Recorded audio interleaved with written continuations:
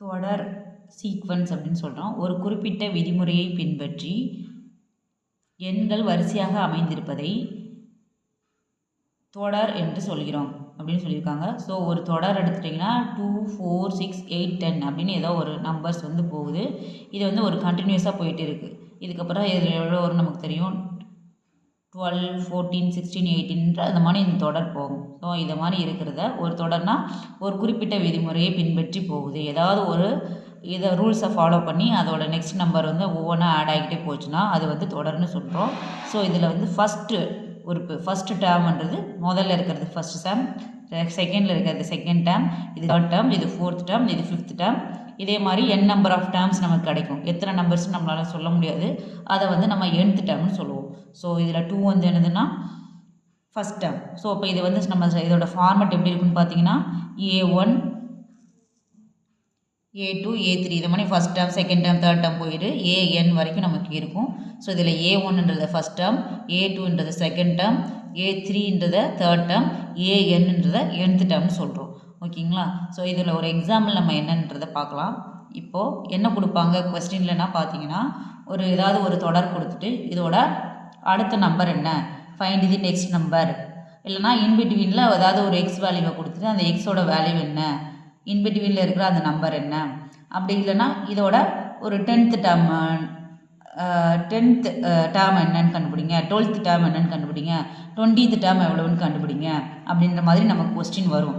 So அப்படின்னா first இந்த இதுக்கு எடுத்து பாருங்கள். இதில் என்னென்னு பார்த்தீங்கன்னா தெரியும் உங்களுக்கு 1, 3, 5, 7 என்ற தொடர் வரிசையில் பொது உறுப்பு நமக்கு ஃபஸ்ட்டு தெரியும். இது ஒரு கண்டினியூஸ் ஒரு சீக்வன்ஸ்னு சொல்கிறோம். இந்த சீக்வன்ஸு எதை மாதிரி ஃபாலோ பண்ணி போகுது, இந்த சீக்வன்ஸோட பேட்டர்ன் என்ன அப்படின்னு நமக்கு தெரிஞ்சால் தான் அதோட நெக்ஸ்ட் டேர்ம் என்னன்றதை நம்மளால் ஃபைண்ட் அவுட் பண்ண முடியும். ஸோ அப்போ இந்த சீக்வன்ஸ் ஃபைண்ட் அவுட் பண்ணணும் அப்படின்னா ஃபஸ்ட்டு நமக்கு அதோட ஜென்ரல் டேர்ம் வந்து என்ன இருக்குது அப்படின்னு தெரியணும். இப்போ நான் இங்கே எழுதியிருக்க பாருங்கள், AN = 2n - 1 இதுதான் இதோட சீக்வன்ஸ். எப்படி இருக்குது, இதோட டேர்ம் வந்து எப்படி இருக்குன்றதை பார்க்கலாம். இப்போ ஜென்ரல் டேர்ம் வந்து AN = 2n - 1. இப்போ நான் இதில் வந்து n பதிலாக 1n அப்ளை பண்ணேன்னா என்ன ஆகும்னு பார்த்தீங்கன்னா 2n, அதாவது ஃபஸ்ட் டேர்ம் வந்து நமக்கு கிடைக்கும். என்னென்னா A1 that is equal to 2 × 1 - 1 that is equal to 2 - 1 1 கிடச்சிச்சிங்களா first term. So second term என்ன, A2 = 2 × 2 - 1 ஸோ 4 - 1 3. இதே மாதிரி A3 ஃபைண்ட் அவுட் பண்ணிட்டீங்கன்னா 2 × 3 - 1 that is equal to 6 - 1 5. இதை மாதிரி நம்ம ஜென்ரல் டேர்ம் தெரிஞ்சால் அதில் ஃபஸ்ட்டு டேர்ம் என்ன, செகண்ட் டேர்ம் என்ன, அப்புறம் 10th டேர்ம் என்ன, 12th டேர்ம் எத்தனாவது நம்பர் கேட்குறாங்களோ அத்தனாவது டேர்மை நம்மளால் ஃபைண்ட் அவுட் பண்ண முடியும். அதே மாதிரி இன்பிட்வீனில் ஏதாவது ஒரு டேர்மோட நம்பர், ஏதாவது ஒரு நம்பர் நம்ம கொடுக்காம இருக்கிறாங்க, எக்ஸ்ன்னு நம்பர் கொடுத்துட்டு அதை ஃபைண்ட் அவுட் பண்ண சொன்னாங்கன்னா அதுக்கும் நம்ம அதோட ஜென்ரல் ஃபார்மை, அந்த சீக்வன்ஸோட ஜென்ரல் ஃபார்மை நம்ம ஃபஸ்ட்டு ஐடென்டிஃபை பண்ணணும். அது எல்லாத்துக்கும் காமனாக இருக்குன்னு பார்த்தீங்கன்னா காமனாக இருக்காது, நம்மளாம் ஐடென்டிஃபை பண்ணுறது தான். ஒவ்வொரு சீக்வன்ஸுக்கும் ஒவ்வொரு பேட்டர்ன் வந்து ஃபாலோ ஆகும். நமக்கு ஃபஸ்ட்டு அந்த பேட்டர்ன் என்னன்னு தெரியணும். தெரிஞ்சதுக்கப்புறம் நம்ம அதில் எந்த அடுத்த நம்பரை ஃபைண்ட் அவுட் பண்ணுறதுனால ஃபைண்ட் அவுட் பண்ணலாம், nth டேர்மை ஃபைண்ட் அவுட் பண்ணுறதுனால ஃபைண்ட் அவுட் பண்ணலாம், இல்லை இன்பிட்வீனில் ஏதாவது ஒரு எக்ஸ்ட்ராமை ஃபைண்ட் அவுட் பண்ணுறது சொன்னாலும் நம்மளால் ஃபைண்ட் அவுட் பண்ண முடியும். ஸோ அதே மாதிரி இன்னொரு டேர்ம் கொடுக்குறோம். இதை பார்த்தீங்கன்னா சம்மில் பார்த்தீங்கன்னா 1/2, 1/3, 1/4, 1/5 இதோட தொடர் வரிசையோட பொது உறுப்பு ஜென்ரல் டேர்ம் பொது உறுப்பு என்ன நம்ம ஃபைண்ட் அவுட் பண்ணோம். இதோட பொது உறுப்பு எப்படி இருக்குன்னு பாருங்கள். பார்க்கும்போது எப்படி நம்மளால் எழுத முடியும்னு பார்த்தீங்கன்னா 1 ஆட் ஆகிட்டே போகுது டிவைடர் கீழே பார்த்தீங்கன்னா. ஸோ அப்போ நமக்கு 1/n 1 போட்டோம்னா n + 1 ஆட் பண்ணிங்கன்னா உங்களுக்கு வந்து இந்த டேர்ம் கிடச்சிடும். இப்போ 1/n + 1 அப்படின்னு போட்டிங்கன்னா ஃபஸ்ட் டேர்முக்கு என்ன வரும், 1 அப்ளை பண்ணுவீங்க, 1/1 + 1 அப்போ 1 + 1ன்றது 2 ஆயிடும். ஓகேங்களா? அப்போது A1 வந்துட்டு 1/2 கிடச்சிடும், A2ன்றது 1/2 + 1 அப்போ 1/3 கிடச்சிடும். இதே மாதிரி நம்ம ஒன்று அப்ளை பண்ணலாம். இப்போ இதுலேயும் நம்ம இதோட இந்த டேர்மோட போர்ஷன் தெரிஞ்சிருச்சு. அதனால் இதோட nth டேர்மு இல்லை செகண்ட் டேர்மோ தேர்ட் டேர்மோ ஃபோர்த் டேர்மோ ஏதோ ஒன்று நம்மளால் ஃபைண்ட் அவுட் பண்ண முடியும். இப்போ A1 is equal to 1 by 1 plus 1 is equal to 1 by 2.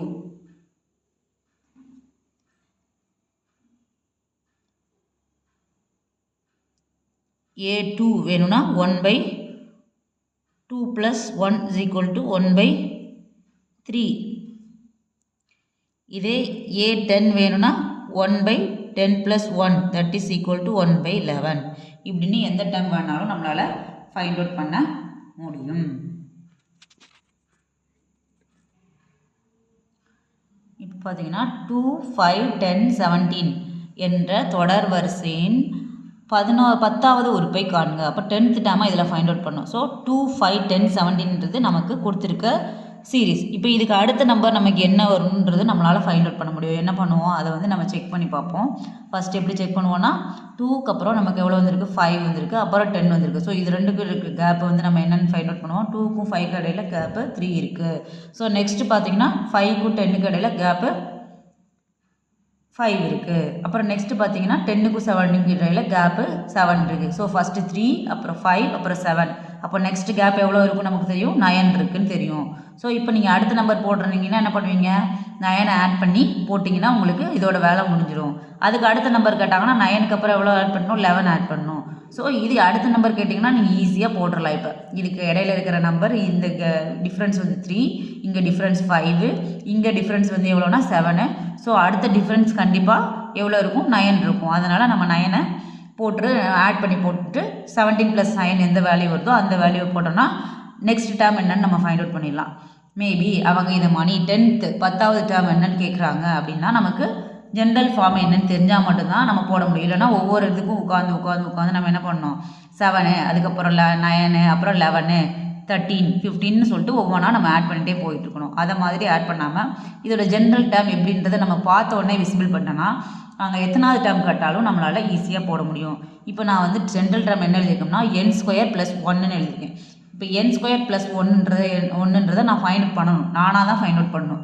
அதை எப்படி ஃபைண்ட் அவுட் பண்ணுறதுன்னு நீங்கள் திங்க் பண்ணி பார்க்கணும். எந்த இதை போட்டால் n-க்கு 1 போட்டு மேட்ச் பண்ணும்போது எப்படி ஃபஸ்ட்டு அந்த இது வருது, ஃபர்ஸ்ட்டு எப்படி அதில் வருது, செகண்ட் டேர்ம் எப்படி மேட்ச் ஆகுது, 2 டேர்ம் மேட்ச் ஆகிடுச்சினாலே அந்த டேர்ம் வந்து கரெக்டாக வந்துடுதுன்னு அர்த்தம். ஸோ அதே மாதிரி நீங்கள் மேட்ச் பண்ணி பார்க்கணும் ஃபஸ்ட்டு. இப்போ n² + 1ன்னு நான் போட்டிருக்கேன். இப்போ n-க்கு பதிலாக என்ன பண்ணுறேன், 1 அப்ளை பண்ணுறேன். 1² + 1, 1²ன்னா 1 தான், ப்ளஸ் 1னா 1, 1 + 1 2. ஸோ ஃபஸ்ட் டேர்ம் எனக்கு வந்துடுச்சு, ஓகே ஆகிடுச்சு. செகண்ட் டேர்ம் T2ன்னு போடுறேன். அப்போ 2க்கு பதிலாக n-க்கு பதிலாக 2²னா 2 × 2 4, ஓகேங்களா. 4 + 1 5. ஸோ செகண்ட் டேர்மும் மேட்ச் ஆகிடுச்சு. ஒரு வேளை நான் தேர்ட் டேர்மே செக் பண்ணணும்னு நினைக்கிறேன். தேர்ட் டேர்மையும் செக் பண்ணால் 3² + 1, அப்போ 9. 3²னா 3 × 3, 9 + 1 10. ஸோ 10. இப்போ 3 டேர்மே நமக்கு மேட்ச் ஆகிடுச்சு. 4வது டேர்ம் மேட்ச் பண்ணாலும் மேட்ச் பண்ணலாம், மேட்ச் பண்ணனாலும் ஓகே. இப்போ அவங்க நெக்ஸ்ட் டேர்ம் கேட்டாலும் நம்ம என்னது T5ன்னு போட்டோம்னாலும் நமக்கு ஆன்சர் கிடைக்கும். அவங்க 10th டேர்ம் கேட்டிருக்காங்க இல்லையா, அப்போ ஸோ T10 போட்டு 10² + 1 அப்படி போட்டிங்கன்னா இப்போ 10² அல்லது 10 × 10 100, 100 + 1 = 101. ஸோ 10வது டேர்ம் எவ்வளோனா நமக்கு 101ன்றதை நம்மளால் ஃபைண்ட் அவுட் பண்ண முடியும். இப்போ இதை பார்த்தீங்கன்னா 5, 1, -3 என்ற தொடரின் அடுத்த உறுப்பை காண்க. ஸோ இதில் இமீடியட் டேர்ம் அடுத்த நெக்ஸ்ட் டேர்ம் என்னன்னு சொல்லி கேட்குறாங்க. ஸோ இதுக்கு நம்ம ரொம்ப உட்காந்து வேலை பார்க்கணும், என் ஜென்ரல் டேர்ம் ஃபைண்ட் அவுட் பண்ணி அதுலேருந்து இது பண்ணணும்னா அந்த டேர்மை எழுதி பார்த்து போடணுன்ற அவசியமே இல்லை. லைட்டாக நம்ம பார்க்கும்போதே என்ன வருதோ அதை மேட்ச் பண்ணி போட்டுக்கலாம் நெக்ஸ்ட் டேர்முக்கு. ஸோ 5, 1, -3ன்னு போகுது. அப்போ என்ன ஆகுது, எல்லாமே இறங்கு வரிசையில் போகுது. அசெண்டிங் ஆர்டர் டிசெண்டிங் ஆர்டரில் நமக்கு போய்கிட்டே இருக்குது. அப்போ இறங்கு வரிசையில் போகுதுன்னா 5, 1, -3. அப்போ நமக்கு சம்திங் வந்து ஒவ்வொரு ரேஞ்சாக குறைஞ்சிட்டே வருதுன்னு அர்த்தம். இப்போ இதுக்கு 2க்குள்ள கேப் எவ்வளோன்னு பார்க்கலாம். 5க்கும் 1க்குள்ள கேப் எவ்வளோனா நமக்கு 4, ஓகேங்களா. 4 நம்பர் நமக்கு வந்து மைனஸ் ஆகிருக்கு, அதனால தான் நமக்கு 1 வந்திருக்கு. அதுக்கப்புறம் 1க்கும் -3க்கும் உள்ள கேப் எவ்வளோ இருக்குதுன்னு பாருங்கள். அந்த கேப் பார்த்தீங்கன்னா சேம் நமக்கு 4 வருது. ஸோ அப்போ அதுக்கப்புறம் உள்ள கேப் எவ்வளோக்கு நமக்கு வரணும், 4 தான் வரணும். அப்போ என்ன பண்ணலாம், -3க்கும் 4க்குள்ள கேப்பை ஆட் பண்ணி போட்டிங்கன்னா -7. ஸோ அப்போ நம்மளுக்கு அடுத்த டேர்ம் வந்து எவ்வளோனா -7 வரணும். இப்படி தான் ஒவ்வொரு டேர்மும் கொடுத்தாங்கன்னா நம்மளால் ஃபஸ்ட்டு ஃபைண்ட் அவுட் பண்ண முடியணும். ஒரு 10th டேர்ம் அதாவது நம்பர்ஸ் எத்தனாவது டேர்முன்னு தெரியாமல் எதையாவது ஒன்று கேட்டாங்கன்னா ஜென்ரல் ஃபார்ம் ஃபைண்ட் அவுட் பண்ணிவிட்டு அந்த ஜென்ரல் ஃபார்மில் இருந்து நம்ம வந்து அப்ளை பண்ணிக்கிறணும். அப்படி இல்லை மிட் டேர்மில் கேட்டாங்கனாலுமே நீங்கள் எக்ஸு ஏதாவது ஒரு வேல்யூ கொடுத்துட்டு எக்ஸில் இன்பிட்வீனில் ஏதாவது ஒரு டேர்ம் கேட்டாங்கனாலும் நீங்கள் முடிஞ்சளவு ஜென்ரல் ஃபார்மை பார்க்குறதுக்கு பாருங்கள். அப்படி இல்லைனா உங்களுக்கு அந்த ஃபஸ்ட்டு 2 இதுக்கு உள்ள டிஃப்ரென்ஸோ இல்லை நீங்கள் ஏதாவது ஒரு ஃபார்மேட் ஃபாலோ பண்ணிங்கன்னா அந்த ஃபார்மேட்டுக்கு மேட்ச் ஆச்சுன்னா அதை எடுத்து போட்டு ஃபைண்ட் அவுட் பண்ணிடுங்க. ஓகேங்களா? ஃபிபனாசி எண்கள் அண்ட் ஃபிபனாசி நம்பர்ஸ் இல்லைனா ஃபிபனாசி சீரீஸ். அது அப்படின்னா என்னன்னா, ஒரு எண் தனக்கு முன் உள்ள எண்ணோடு கூட்டப்பட்டு அந்த கூட்டுத்தொகையே அடுத்த எண்ணாக இந்த வரிசையில் அமர்கிறது. அப்படின்னா ஒரு எண் கன்சிடர் ஃபஸ்ட்டு என்னன்னு எடுத்துக்கிறீங்க, ஃபஸ்ட் நம்பர், அந்த எண் அதே எண்ணுடன் கூட்டப்பட்டு இப்போ 1 அதோட கூட்டும் போது நமக்கு 2 கிடைக்குது. அந்த கூட்டுத்தொகையே அடுத்த எண்ணாக அமைகிறது, 2ஆக அமைகிறது. இதை மாதிரி இருந்ததுன்னா அதை என்ன சொல்கிறாங்கன்னா ஃபிபனாசி சீரீஸாக சொல்கிறோம். அதாவது ஒரு எண் அதே எண்ணுடன் கூட்டப்பட்டு 2வது நம்பர் அதே 1 வந்து 1ஓட ஆட் பண்ணி அந்த எண் அடுத்த நம்பராக வருது. அப்படின்னா 2 நம்ம அங்கே போட்டிருக்கோம் இல்லையா, 1 + 1 2, அதை வந்து நம்ம இங்கே அப்ளை பண்ணியிருக்கோம். அப்படி வந்ததுன்னா ஸ்டார்டிங்கில் அதை வந்து என்ன சொல்கிறோன்னா ஃபிபனாசி சீரீஸ். அப்போ 1 1 2 அது மாதிரி வந்தாலே அது என்ன அர்த்தம், ஃபிபனாசி சீரீஸ்னு அர்த்தம். ஸோ அப்போ ஃபிபனாசி சீரீஸ்க்கு அவங்க வந்து ஃபார்முலா கொடுக்குறது என்ன, fn = fn-1 + fn-2. இதில் f0ன்றது 0, f1ன்றது 1. இப்போ நீங்கள் இதில் அப்ளை பண்ணிங்கன்னா f0ன்றது 0, f1ன்றது 1 போட்டிங்கன்னா ஃபஸ்ட் டேர்ம் வந்து நமக்கு 1ன்னு வந்துடும். ஸோ ஃபிபனாசி சீரீஸ்னாலே நீங்கள் எடுத்திங்கன்னா இதுதான் இருக்கும், இந்த டேர்ம் தான். 1 + 1 2, 2 இது ரெண்டையும் ஆட் பண்ணோம். 2 + 1 1 + 2 3, 2 + 3 5, 3 + 5 8, 5 + 8 13, 8 + 13 21, நெக்ஸ்ட் 21 + 34 55. இதை மாதிரி ஒவ்வொன்றையும் ஆட் பண்ணி உங்களுக்கு வரதா ஃபிபனாசி சீரீஸ். ஓகேங்களா? இது வந்து first term, second term, third term, fourth term அப்படின்னு சொல்லிட்டு இதில் நமக்கு நம்பர்ஸ் வரிசையாக வந்துகிட்டே இருக்கும். இப்போ இதுலேயும் சம் நமக்கு கேட்டிருக்காங்க. எப்படி கேட்டிருக்காங்கன்னு பாருங்கள். 1 1 2 3 5 என்ற ஃபிபனாசி தொடரில் எத்தனையாவது ஃபிபனாசி எண் 10வது மடங்காக இருக்கும். அப்போ ஒரு நம்பரை கொடுத்து ஒரு ஃபிபனாசி சீரீஸை கொடுத்துட்டாங்க, அது ஃபிபனாசி சீரீஸ்ன்னு சொல்லிட்டாங்க. அதில் எத்தனாவது டேர்ம் வந்து 10 மடங்காக இருக்கும் அப்படின்ற கேள்வியை வந்து நம்மக்கிட்ட கேட்குறாங்க. ஸோ 10 மடங்குன்றது இதை பார்க்கும்போது நமக்கு இன்ட்டு 10ஆல் மல்டிப்ளை பண்ணுற மாதிரி ஏதாவது இருக்குதா அப்படின்றது நமக்கு தெரியணும். ஸோ அப்போ நம்ம அதுக்கு என்ன பண்ணணும், ஃபிபனாசி சீரீஸை நம்ம எழுதிட்டே வரணும். நம்ம எழுதிட்டு வரும்போதே நமக்கு தெரியும் 1 1 2 3 இது எதுவுமே நமக்கு 10ஆல் வரப்போகிறதே இல்லை. 10ன்றதை மல்டிப்ளை பண்ணுற மாதிரி எந்த ஆப்ஷனுமே இல்லை. 13 21 அப்படி நம்ம எழுதிட்டே போகலாம். 34 55 ரெண்டையும் ஆட் பண்ணி எழுதிட்டே போகிறோம். 144 + 223 வருது. அடுத்து 377, இப்போ 610 and 987. இந்த 610 பார்த்தீங்கன்னா 10ஆல் மல்டிப்ளை ஆகும், ரைட்டா? ஸோ அப்போ இதுதான் 10இன் மடங்காக நமக்கு இருக்கும் அப்படின்றத இந்த இடத்துல ஸ்டாப் பண்ணிக்கலாம். அப்போ 610ன்றது 10இன் மடங்கு. இப்போ அவங்க என்ன கேட்டிருக்காங்கன்னா அதன் எத்தனையாவது நம்பர் ஃபிபனாசி நம்பர், அப்போ அதை எத்தனாவது டேர்ம்ன்றதை கேட்குறாங்க. ஸோ அப்போ நம்ம அதை கவுண்ட் பண்ணி பார்க்கணும். 1 2 3 4 5 6 7 8 9 10 11 12 13 14 15. ஸோ இந்த டேர்ம் வந்து 15th டேர்மாக இருக்குது. அப்போ அந்த பிளேஸ் வந்து என்னதுன்னா 15. ஓகேங்களா? அந்த நம்பர் 15th டேர்மில் நமக்கு 10இன் மடங்காக இருக்குது அப்படின்றத சொல்கிறோம். ஸோ நெக்ஸ்ட் வந்து என்னென்னு பார்த்தீங்கன்னா ஃபிபனாசி தொடர் வரிசையில் 10 மற்றும் 12 உறுப்புகளுக்கு இடையேயான வித்தியாசம் என்ன அப்படின்னு கேட்குறாங்க. ஸோ ஒரு தொடர் ஃபிபனாசி தொடர்னாலே நீங்களாகவே ரைட் பண்ண வேண்டியது எதுன்னா 1 1 2 அப்புறம் 5 8 அப்படின்னு சொல்லிட்டு அந்த வரிசையை நீங்களே எழுதிடணும். 1 + 1 2, 2 + 1 3, 3 + 2 5 அப்படின்னு சொல்லிட்டு நீங்கள் வரிசையாகவே எழுதிடணும்.